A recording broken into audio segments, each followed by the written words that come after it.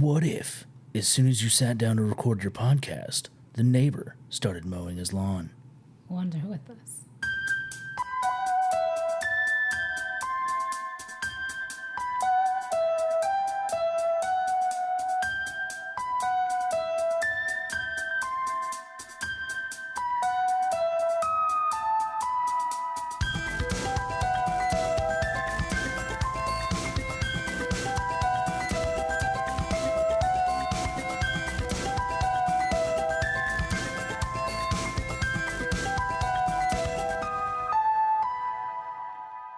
I'm Bethany. I am still Connor. And this is Wander with Us. It is still a podcast. Believe it or not. This is episode 22. The monsters are due on Maple Street. Oh. Directed by Ron Winston. 30 directorial? That feels like a fancy word that I don't know if it's actually a word. Directorial? I'm missing a... He had 30 credits to his name. Including? 3 of them were episodes of The Twilight Zone. And writer, as always, Brain Daddy himself, Rod Serling. Brain Daddy. Edited by Bill Mosher. And photography by the good, the old George T. Clemens. Music by Renee Garagank. Have we settled on the pronunciation of that name over the last 7 years? I looked it up. Okay. That is I'm sure we've had this conversation before, but... So because this is an audio medium... Is it? What are those cameras doing there? The listeners cannot see the spelling of this guy's name. It is very French. I had to Google it.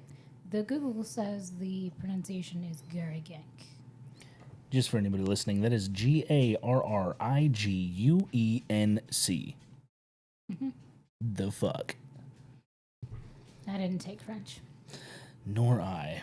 What does IMDb say? IMDb says, on a peaceful suburban street, strange occurrences and mysterious people stoke the residents' paranoia to a disastrous intensity. Do you think that was written by AI? I think that was written by somebody who gets paid to program AI. Because AI would have cleaned that up. It's 2024. It's also very succinct and says everything and nothing all at once. Yeah, no, it's a fantastic bit of check out how little I've told you. Now, I will say, it's not inaccurate. Uh-huh. It's succinct, it's to the point, and that point is watch the episode if you want to fucking know anything. On that fine note, before we jump into the cast, I'm going to set the opening scene.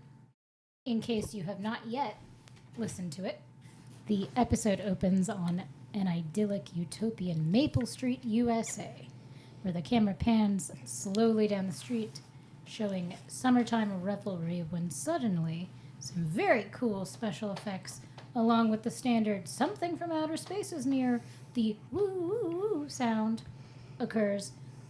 All bystanders very quickly assume it's a meteor, because this is the 60s. I mean, I was about to make a Cold War joke, but I don't feel like checking my dates. Moving on. This was like, oh, hang on, did we not? Oh, we didn't put the date on this one. We didn't put a date on this one? No.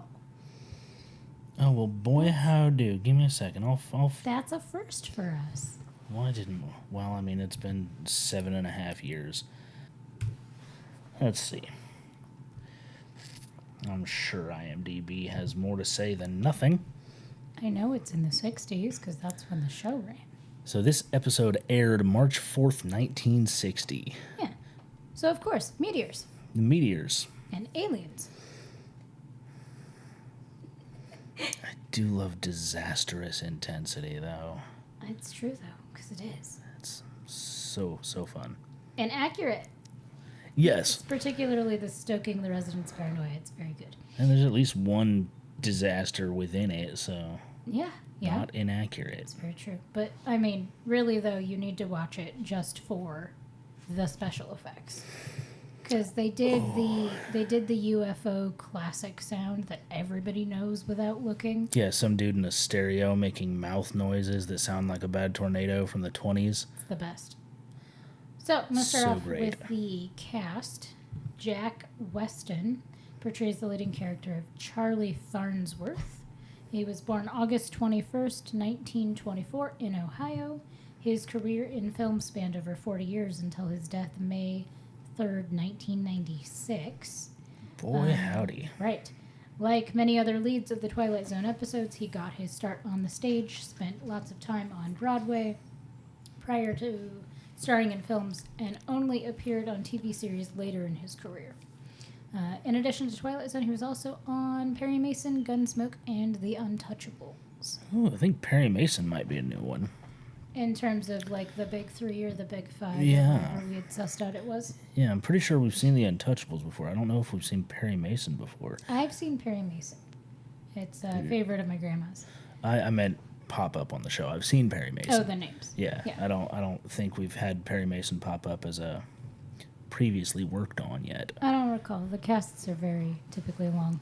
Yeah, they're extensive, and they've all acted in the same 4 places. Moving on to Claude Atkins. He portrays the character of Steve Brand, my personal favorite character in this episode. Much like Jack Weston, had an expansive career with over 235 acting credits in just shy of 40 years. Was born May 25th, 1926, and acted right up until his death in 1994. Didn't make it quite as far as Weston. As if it were a competition. It's all competitions. Everything's a competition. His final film, Twisted Fear, was released January 24th, 1994, and he died January 27th. Best known for Battle for the Planet of the Apes in 1973, 45 episodes of the 1974 TV series Moving On, which I'm not familiar with, several episodes of Rawhide, 1960, and Gunsmoke. So we got 2 of them in there. Mm-hmm. I mean, talk about a committed actor. Up until, 3 days before he actually died? That's amazing. So it was released January 24. He passed away January 27th. So he worked on it, completed the film, got to see it released. I mean, he got to see it released, which means he probably had, 6-7 months of downtime on the other side of that. Sure. And that's still Impressive. like, he probably didn't make it to the premiere. Like, that timeline is so close. But he passed the release date. He got past the release date. Barry Atwater portrays the character Les Goodman. Les Goodman. I really liked them, that couple. Little is known of his acting career. Sorry. It's fine. Oh, I have no intention of cutting this out. We have so much time to fill. Let's hit it. My snap wasn't even loud enough. You just want to snap again? See if we can irritate people? No. All right. Could have been fun. Okay. So little's known about his acting career, you say? I did say that, yes. Outside of his 115 acting credits, he's best known for his one-time role of, I don't know how to say that guy's name. Is it Surek? I'm going to go with Surek. We can find out real quick. If we had multiple Trekkie fans, they'd be all up in arms, and I apologize for that. I didn't see the show. The original series in 1966. A few episodes of Perry Mason, 1957, Rawhide, 1960, General Hospital, 1965. Is General Hospital still a thing? Is that still going? I don't know. I mean, I feel like it has to be because what the... Soaps. Yeah, because soaps. And Gunsmoke, 1955. He was born May 16th, 1918, and died May 24th, 1978, at 60. Woof. All the dead people in this one. And all of the rest of them. I was going to say, there's a lot of them. I spoke before I thought. Brained. Yeah, so it looks like General Hospital TV series running 1963 through current. That's got to be on the list of longest running shows at this point. It has to. That's bananas. It's absolutely ridiculous. Did you get the tracky name? Families, friends, enemies, and lovers experience high-changing events in the large upstate city of Port Charles, New York, Oh, you're stuck on this. which has a busy hospital, upscale hotel, cozy diner, and dangerous waterfront frequented by the criminal underworld. This is a hospital show, apparently. Cool. So nothing I'll quite take Scrubs any day. like... say nothing quite like Grey's Anatomy then. That doesn't seem to be overly Grey's Anatomy-ish. Oh God, my Google Doc is all formatted funny. What happened? I didn't do it. No, you didn't. I apparently can't open another web page while I have it open. We're fine now. I reloaded it. Didn't find a pronunciation. Did find a picture of Barry Atwater as that alien creature, and boy howdo. Yeah? Yeah, just makeup and pointy ears. Neat. Not a good look on him, if I'm being perfectly honest. I'm assuming it's black and white, so you can't tell what color the alien they portrayed was. I really just wanted to know if, No, he looked like a pasty-faced white guy. if they were blue or green. No, 'cause there's a he's big- just him. with pointy ears. Yeah, with pointy ears and a lot of eyeliner. Bit of mascara. Fun. Moving on to Burt Metcalf. There's so many names in this one that I really just don't enjoy. Because of the mouthfeel? Because of the mouthfeel, because of the ear feel after I feel the mouth feel, it's all bad. It's all bad head feel. Burt Metcalf portrays the character of Don Martin. The Canadian actor turned producer is probably more well known for assembling the cast of the TV series MASH in 1972, which he remained producer of for the entire duration of the series. He was born March 19th, 1935, in Saskatoon, Saskatchewan, Canada. There's one I enjoy. And died July 27th, 2022 in LA. Whoa. Acting career only had 35 credits. His longest running character was that of Buckley Dunstan, yet another bad name, in 34 episodes of the TV series Father of the Bride in 1961, so shortly after this episode, from which the 1991 movie starring Steve Martin was loosely based off of. Neat. Indeed. Bet Steve Martin wouldn't have put on Klingon makeup. Probably not. I say that, I bet he has. He did stand up too, though, didn't he? Steve Martin? Yeah. Yeah, he did stand up, plays the banjo like an absolute champ. So he'd probably put on Klingon makeup. Don't mind me, I'm just Googling Steve Martin and Klingon makeup. Just really, really fucking my algorithm here. So, No Steve Martin. A lot of Klingons. It's a lot of Klingons. gotta be careful with that A Google. lot of Klingons. Huy Dios. Now, normally, I'm going to step outside the podcast here for a second. Because we are, and check the clock, 23 minutes into this recording, which means airing once it's edited, and I take out the 8 minutes of setting up prior to us starting. We are less than 23 minutes into this recording. Math, physics. That's okay. The question is, do we move forward? With short podcasts? Short episodes? Well, we're according to our planned out list here, which we don't do. This is all off the cuff, obviously. Like professional. Yeah, like professionals do.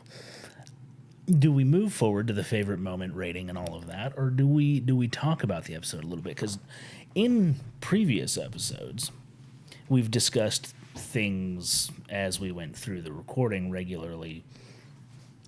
Excuse me, interrupting ourselves to discuss parts of the episode that we enjoy or that stood out for us. In this case, there's so little information on the episode in general that it's kind of...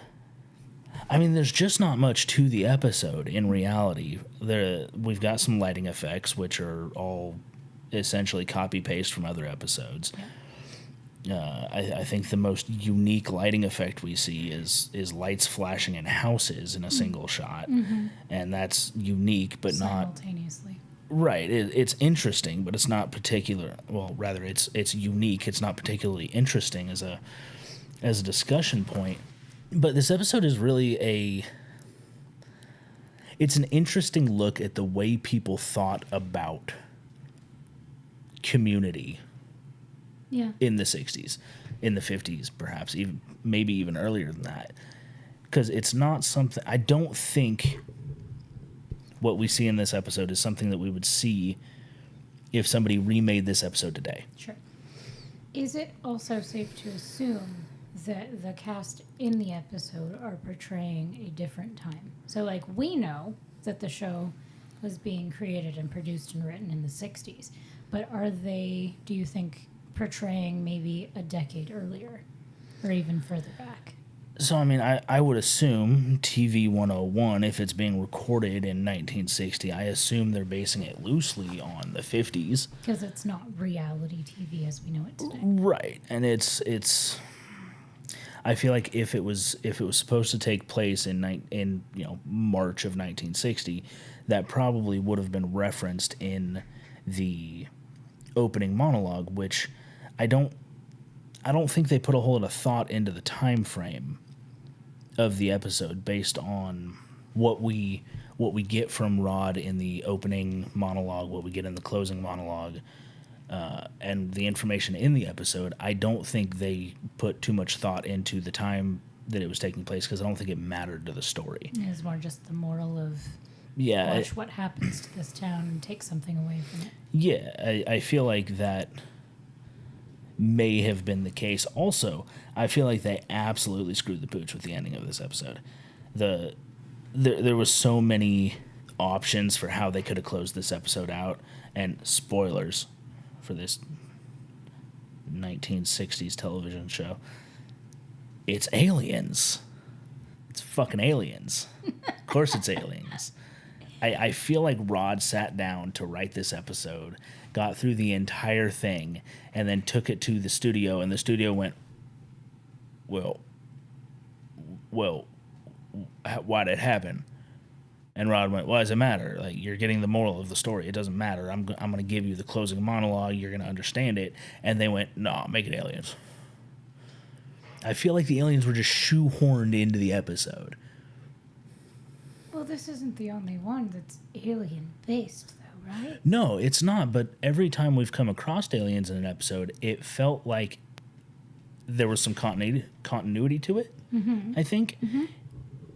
Well, and, I mean, the great space race between the U.S. and the Soviet Union, began in October of 1957. So... Okay, so America was already enamored thinking about space. You think about the comic books of the time. Yeah, aliens were super prevalent, and the idea of extraterrestrials were... is a huge thing that comes up in this episode. It does. I had forgot about the kid in his comic books, and he is actually the only one to suggest that it is actually aliens initially. And that's because of a comic book. Adults, instead of marking it off as, oh, it's just, what's his face? What was his name? Did he have a name? The kid? Yeah. I'm sure the kid had a name. Anyway, it's just, Jemmy reading his comic books and filling his head full of nonsense and paranoia. And then they, hypocritically, start also one by one becoming paranoid because things get a little spooky. So they do a fairly good job. I think... this episode on the topic of things getting a little spooky and them getting paranoid, I think this episode is handcuffed by the same thing that every episode of the Twilight Zone is handcuffed by, and that's a 20-minute time limit. Sure. With ads and commercials for a 32-minute episode. Because you gotta stay in line and keep the network happy. Right. And if you've got 20 minutes to tell a story, if you move away from a super simple story, that can become difficult. There are plenty of people who do it very well, and for the time, they did it very well. Mm-hmm. But they're not telling, the story of a child who lied and got caught and is now suffering the consequences of lying there you go, Billy. Don't lie. Now you understand the moral of this episode. They're talking about the ease at which a community can be torn apart by the simplest thing, and how quickly friends and neighbors will turn on each other and become enemies simply because they don't understand what's causing the things going on. Yep. Fear is the sickness. Right. Fear is the sickness, and if you don't get a handle on it, or you've got just one person who's willing to like let that leech them into true paranoia, then there's the ship. Like that's the whole ship is going down at that point. And that's not a simple story to tell. Like there's got to be buildup. Yeah. There's got to be conflict. There's got to be some kind of a resolution, whether that's shooting your friend in the chest because you're a fucking idiot, or if that's, I don't know, burning the kid at the stake for having his fucking alien comic books. That one doesn't happen in the episode. But there's got to be all these things. It's a big, wide topic, and you're trying to stuff it into a 20-minute sock. Condense it. And you can't do that like you can with the podcast. No, and I would argue that even we have attempted to condense episodes down. The first time we went, oh God, we just recorded for 2 hours. We even tried to condense episodes down before and wound up with 45-minute, hour-long episodes after they were edited because we were talking about a story that wasn't easy to compress into a 20-minute episode. Yeah. Like, it's a lot, and I feel like it's a handcuff that falls on every network television show. Any television show that's ever had a time limit, whether that's you have a 30-minute show so you can fill 20 minutes of that because Clorox has a fucking 10-minute ad they're going to put in the middle, or whatever the case may be. It's a handcuff on storytelling, and it drives me absolutely insane, and that's not the point of this episode. It's simply, stop putting time limits on storytelling. It's a story. Let people tell their story, but networks are never going to do that. No. So what's the matter? It's about the money and the views and how many you can get in that amount of time. Yeah, of course. It's all about viewership. It's all about ratings. It's all about stuff. From the top to the bottom. Yep. Bottom to top, I stop. Don't mind me. I don't know. What are your thoughts on this? Like, is there something you would have preferred to see in this that we didn't get the chance to see, or something you would have preferred was left out? That comes to the top of your head? Yeah, I know I'm putting you on the spot on something we didn't prepare, and I'm sorry for that. That's okay. I don't know if I necessarily think that something was left out, because I will echo what you said. He did it really well for the time constraints that he was writing for. And no doubt, halfway through season 1 we're in the middle of season 1, right? Like, somewhere in that neighborhood. We're not as far along as we should be a decade into this podcast. But we don't talk about that. That's fine. We're here. We're doing the thing. Do we talk about Bruno? We don't talk about Bruno. Oh, okay. Sorry. I won't bring it up again. I think that by this point he was able to kind of work on the writing process and further succinct it down to get it to where it is. I don't think there's anything necessarily missing in this. I do feel like, unlike some other episodes, with the exception of the 16mm shrine, that this one does have a bit of filler in between, but it doesn't feel like filler in the same way that some other episodes do. Like, because you're watching it kind of happen household to household. Right, because it starts out, it's like summertime, people are washing their cars, there's the ice cream truck, people are riding their bikes, like, it's the idyllic summertime in suburbia USA. Certainly. And then things start getting weird when the car doesn't start, and then the power goes out, and then, like, the lights keep flashing, and then they're like, okay, we're all, officially, everybody on this block is freaked out. One guy's like, hey, I'm going to do the smart logical thing here because y'all are being creepy and paranoid. I'm going to go a block over and see if they have power, if maybe it's just something on our block. So he leaves, right? I think he refers to it as a grid issue. Yeah. Which, that was fun. Because that makes sense. Then, suburbia, USA, where everything is on a grid. I'm going to be honest, I don't know if we're on a grid today. I don't know how that shit works. Given that a transformer was hit last week and 90% of our town was out of power for like 5 hours? Did you know about that? I had no idea about that. Okay, so maybe Must have happened when I was at work. So maybe it wasn't maybe we're not on a grid system because, yeah. Maybe we're just on a better end of that grid. Perhaps. Point being, guy leaves to go check. We don't see him until later. And then it starts focusing in one-on-one, like one by one of the people in the houses. Mm-hmm. And you really it kind of hones in. And then they go from like individual focus of each house to like suddenly everyone's in the street. And then the way that the camera pans and just the facial expressions and like the micro expressions of how when the blame starts being laid, like we start off with little Jemmy in his comic books, right? And then mom gets protective, and then somebody attacks mom, and then so on and so forth, and then suddenly it's, oh, tell me about your transistor radio project in your basement. Or why do you not sleep at night and go outside and look at the stars? Just stand in your front yard staring up at the stars like you're trying to communicate with somebody, which is a hellish assumption to jump to. It's fantastic. I love that. I will say the camera cuts, like the numerous hard camera cuts in this episode are jarring in a way that I think was intentional, because it definitely adds to the drama in a way that a soft pan wouldn't have. Sure. They did a lot with what they had. Yeah. Stylistically, it was really well done. It was very well done.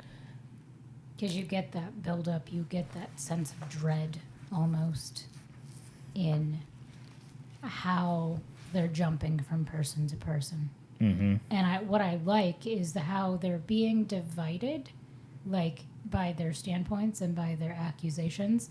Like they're being divided, but they're physically coming closer together Through the entire episode, yeah. to where it's like so like at the end, literally the whole neighborhood is standing in the middle of the street. The middle of the street in Together. like a 30-foot circle. This is all of them. Yeah. It is well done. There is. It's one of those episodes that if you really like let yourself be taken by the episode while you're watching it, I feel like it could fuel anxiety if you really let yourself be pulled into the episode in the way that they really don't let you breathe once stuff kicks off. Right. Like in the start of the episode, it's all breathing. Everything is very calm and relaxed, and even when stuff starts going down, as a viewer you can be like, okay, so obviously this has something to do with the main plot point, but it's very calm even through that. Would you consider it like breaking the fourth wall in a way between the viewer and the audience, like on a subliminal level? I don't know that I would call it breaking the fourth wall. I mean, not directly, of course, but indirectly, in that it starts out with the idyllic scene and the nostalgia of what everybody recognizes of that era. And then as things progress, the music changes, the space changes, the way that they, like the camera pans change. And so you as a viewer, even though you recognize on a logical level what is happening, like, oh, that's a plot point, and oh, this is this, and it becomes sort of like a whodunit, literally. It just, I don't know. It would add to the anxiety as a viewer, I think.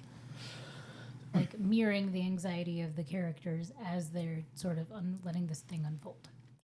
So I definitely think that there is something to be said for the production design of the episode. I don't think any of it was unintentional. I think how they did it was very intentional in that it's supposed to start off very relaxing and then slowly start to build up, and then all of a sudden, instead of it continuing on that small slope to a build up, it's halfway up that slope and then it just jumps to peak build up, essentially. Like the bell curve is broken really hard in this episode, and it doesn't really, once it peaks, it never really teeters off until it's done. And I like that. in the way of plot twist, while it was entirely expected, I really like the way they ended the episode, but we're not going to jump there yet. We're never going to agree about this. It's so bad. Mind, it's among my favorite episodes. I love this episode. I truly do. When we talk about the ending, you can't see my Italian hands, but they're happening. They're going. Yeah, it's real. So the guy. Do you remember the guy's name that left? Which guy? The guy that left to go check out the grid problem. The guy that left to check out the grid problem. Was he even? I'm sure he was mentioned. The cast on this is they casted everybody in this episode in the credits, which is, if you watch modern day movies, is obviously not a big deal, but it's for a 20-minute TV series. For a Twilight Zone episode specifically, like it's wild to cast everybody. Yeah. They just didn't do that. And we did not discuss the full cast. We pulled out the main characters, which is why I was asking. But it's really not that important because basically this character re-enters the scene having like a solution, having like the answer. But the neighbors are all so paranoid that this dude walking back in the dark, like, he gets shot in the chest. They kill one of their neighbors. Charlie Farnsworth pulls out his shotgun at some point because he's definitely the protagonist of the episode. Everybody's a bit of a protagonist, right? But he's really he's the boisterous, loud one. Yeah, he's the horn at the front of the marching army in most of it. And at some point, he pulls out a shotgun, and they do a really good job of the shotgun's been out for 4 or 5 minutes. There's plenty of dialogue based around why the fuck do you have a gun out, Charlie? Like, what are you gonna do with that? You know, shoot the CIA? Just a power outage, right? Why do you have a gun out just because a car wouldn't start and the lights won't turn on? Mm-hmm. The car restarts, by the way. I had forgotten about that. I totally forgot the car just starts itself. Perfect timing. What I love though is the first character that is under suspicion. For the car not starting and then the car suddenly starting. Just total poker face. Completely blank. Just no reaction. Oh, dude, no fucks are given for the fact that his car would not start. Like, we start the plot with his car won't start. And then while people are blaming each other, starting to blame each other, he mentions, well, it can't be me. My car wouldn't start. And his fucking car starts. And just blank reaction. Nothing. Not weird. No suspicion. I'll be honest. Which is suspicious. Which is super suspicious. Yeah. It's 1960. Nobody hit the remote start button on his fucking T-Bird or whatever the hell that thing was. It's suspicious. I don't know if it was an acting choice or directing choice because initially that hit me very frustrating. Yeah. Like, I would, if my Subaru just starts itself, I'm not gonna get in it. Yeah, I could see that. I've seen too many horror movies. I'm not getting in my self-starting 97 Legacy. I mean, I feel the same though about the modern self-driving cars. I don't want one of those. I want to be in control of the car. As much as I don't like driving, I don't want to be driven around by technology. Like and subscribe, leave a comment, and tell a friend so someday I can buy a Tesla and drive it into a wall.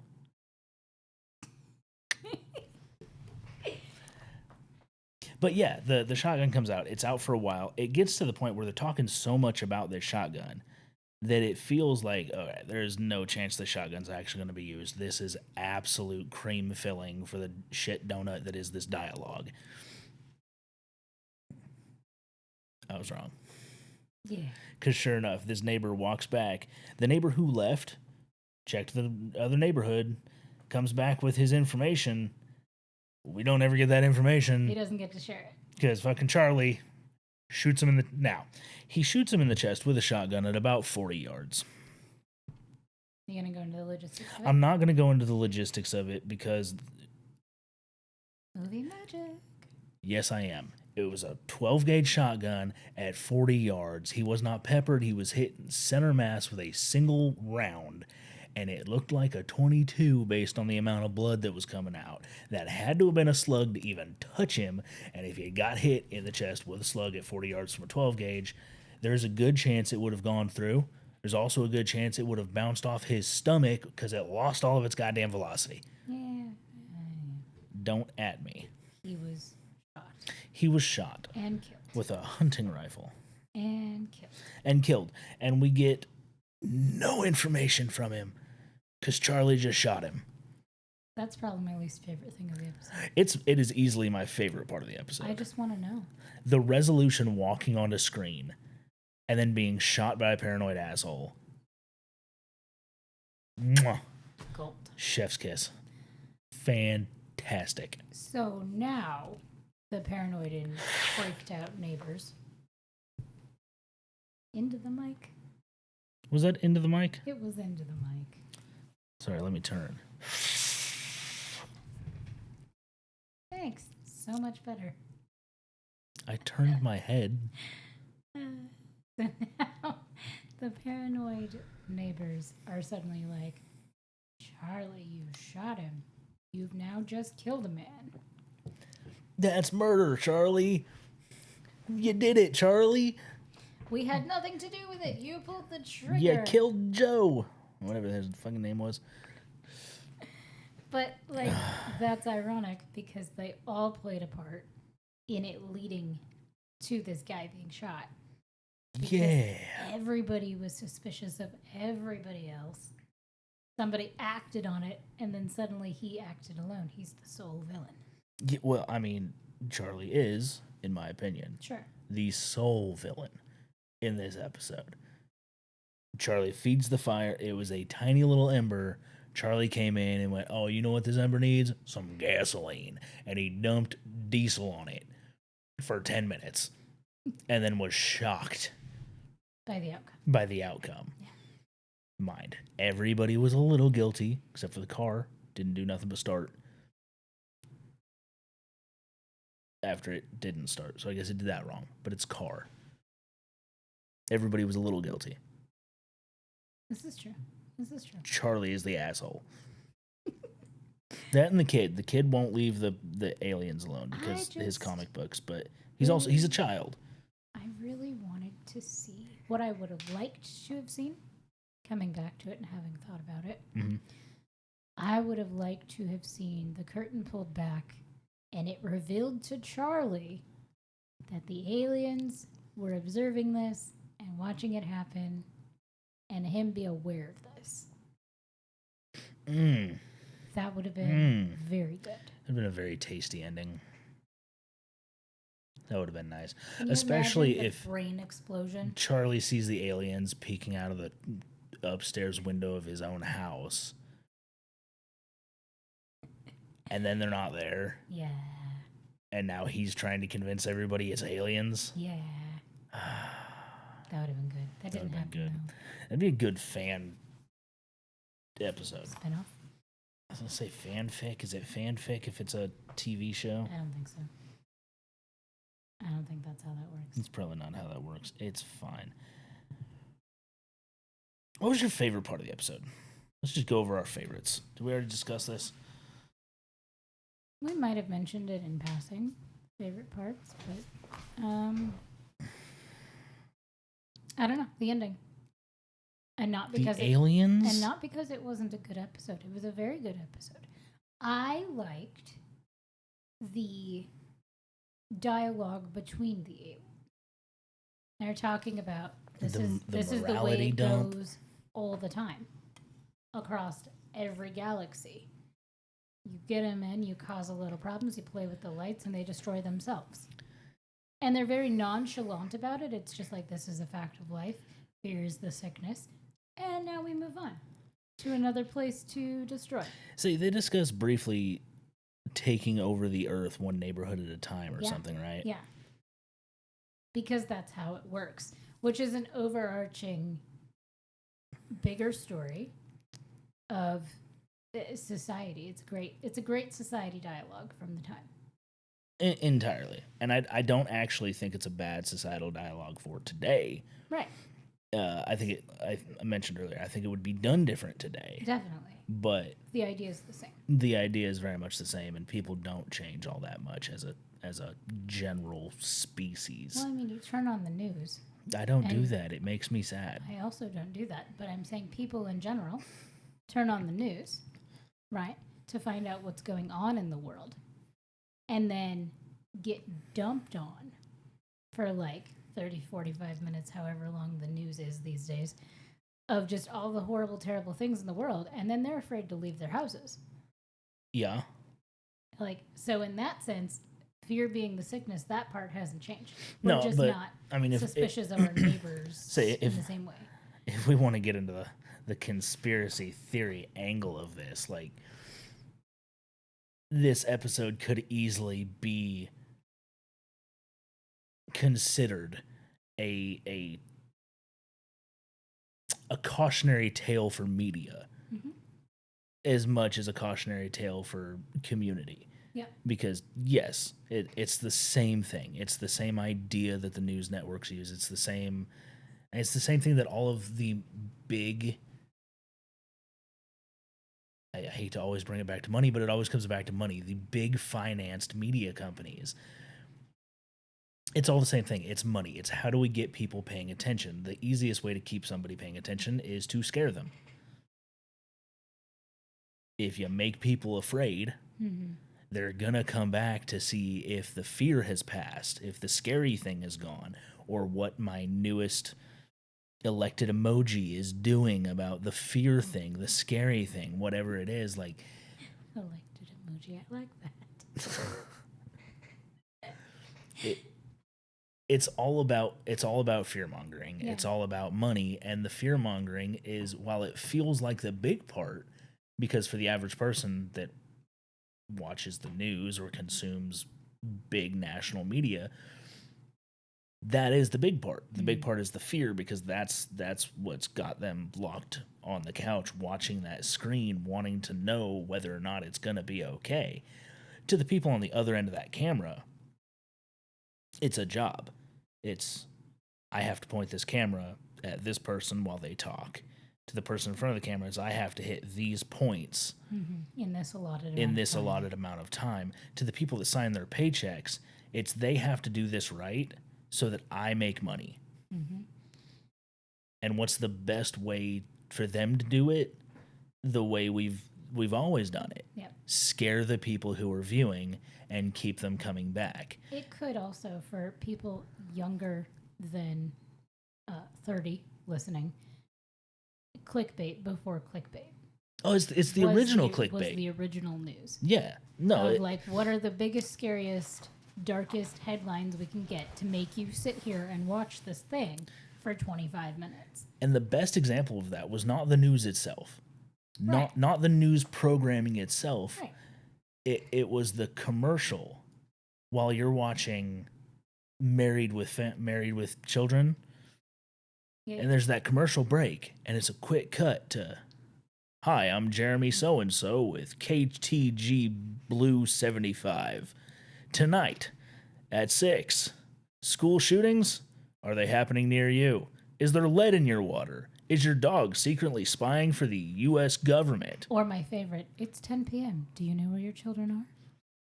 More on that at 11. No fucking information given. Yeah. The stories were always mostly horseshit. And then you tune in at 11 to make sure your dog's not really spying on you for the government. There's no lead in your water, and there's no school shootings happening near you. And what do you get? Nighttime anxiety. Nighttime anxiety and a 10-minute cooking session with somebody you've never heard of being interrupted while they try to make a burrito. Yes. 45 seconds of scary news. And the nation's first snowboarding squirrel. Like, it's nothing. It's garbage. It is the doom scrolling. It's always nothing. It's always garbage. It's always been nothing, and it's always been garbage. But it was the original clickbait. Yeah. They make a lot more money, I assume, than clickbaity websites. But I don't know what kind of ad revenue is going into websites nowadays. They're both happening still. Like, that's still Yeah, of course happening. it's still happening. Their And then- viewership has just plummeted. Websites are a thing that's happening. It's all still If you want the news, log into the Onion. happening. Know what's going on around you. Tell me about the ending. And tell you about the Onion. The ending The ending. of the episode. What do you like? What do you don't? What do you not like about it? I don't like anything about it. I would have preferred a government conspiracy over the aliens. I would have preferred a. I'll tell you what I personally would have loved for an ending. As long as we keep the monologue from Rod to really close it out.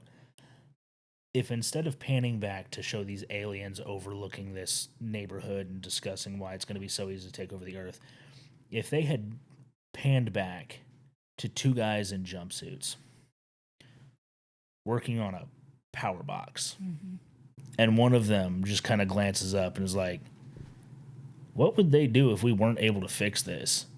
As he flips the switch and all of their fucking power comes back on. And it was literally a power outage the whole time. Enter Rod to give his ending monologue about community collapsing on itself. That would have been my. I think that would have been my perfect ending. Brilliantly simple, like, just nudge in there that isn't over the top because it's not aliens, it's not the government, it's not two guys in jumpsuits saying, "Well, let's run the experiment again." Right. I like that. I like that a lot.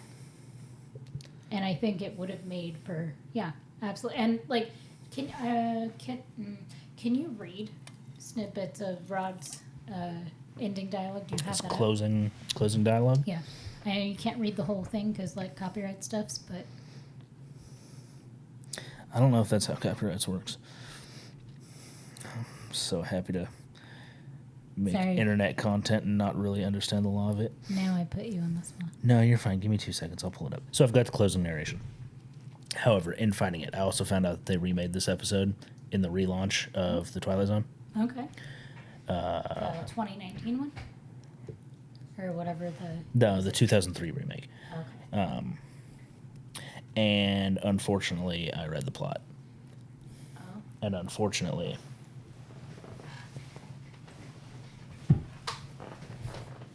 That was a solid thud. it was an electrician's. Closing narration for this episode. The tools of conquest do not necessarily come with bombs and explosions and fallout. Rod really liked the word "and."